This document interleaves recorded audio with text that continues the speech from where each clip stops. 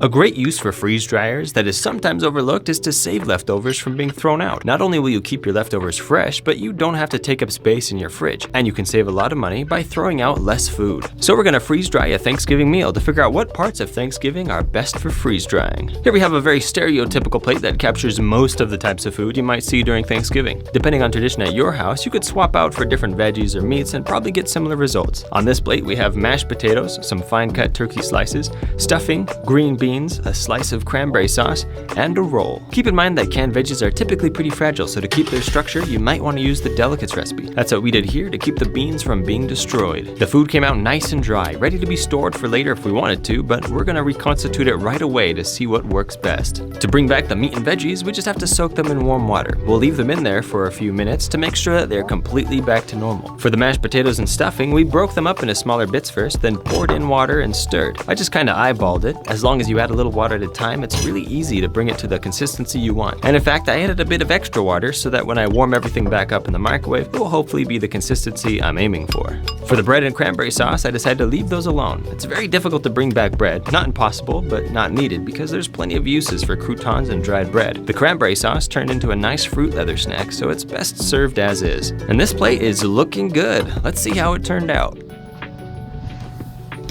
Yeah, this is pretty cool actually.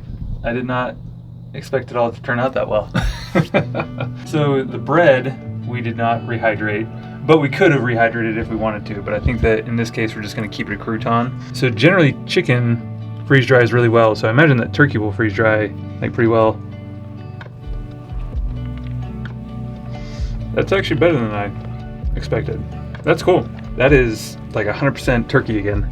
Like I would not recognize that as having been freeze dried. So let's try the mashed potatoes. If I was going to be doing this and I wanted to preserve it for 30 years, I'd keep the butter out of it and like any of the fats that I could out of the mashed potatoes. With butter, it's probably still going to keep for 5 to 10 years. So it's like I'd feel totally happy, you know, doing mashed potatoes even with butter and cream and things like that. But let's try it. Oh yeah, that's 100% mashed potatoes. Mashed potatoes, same thing. It'd be very hard to distinguish between freeze-dried mashed potatoes and regular mashed potatoes, so that's pretty good. Let's try the stuffing now. So the stuffing does seem a little watery. That could easily just be that we put a little too much water in it. You could probably also dry it out in the oven again if you need to, but let's try it.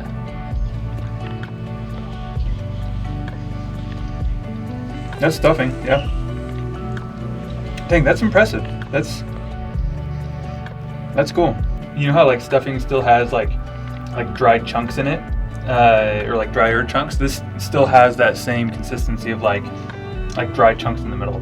Yeah, I was expecting it to be soggy all the way through, but it definitely has those drier chunks like normal stuffing does. That's pretty cool. Okay, so let's go to the green beans. So I actually hate green beans, so these are probably not going to get a good review from me. Yeah, it kind of has the consistency of like a frozen green bean, kind of soggy, which is kind of to be expected with most fruits and veggies.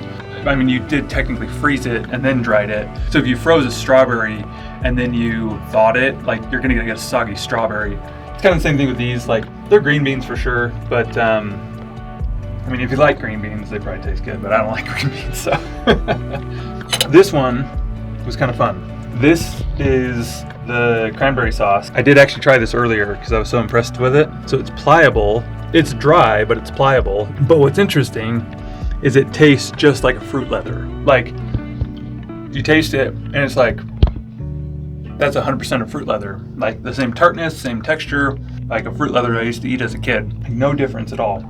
And it's probably pretty healthy. I mean, cranberries are pretty healthy for you. So anyways, that one was impressive. We did try this one earlier. The rest I had not tried yet. But this one we were so weirded out by. We're like, oh, we got to try this. So that's a recipe that I would do just to make for my kids. Like I would make this for my kids just so that they could snack on something that's like a homemade fruit leather. So anyways, kind of cool on that one. Okay, so let's see if this all tastes like Thanksgiving. I also have not eaten lunch, so this is kind of like my lunch. Yeah, honestly, if you didn't know this was freeze-dried, you probably wouldn't be able to tell. It tastes like Thanksgiving. That's awesome. So this would be a great way of preserving food for like, especially like hiking for like the next year. I mean, this would be pretty exciting to literally take a Thanksgiving dinner hiking with you. Like that'd be kind of cool. I talk to so many people in a day that are like, hey, I'm tired of throwing away leftovers. So this would be a great way of preserving leftovers, especially at Thanksgiving. We get so many leftovers at Thanksgiving. So this would be a great way of preserving Thanksgiving dinner, once you've got all those leftovers and not having to throw it out. So yeah, it's awesome. Well, I didn't bring lunch, so thanks for making me lunch. We can eat this.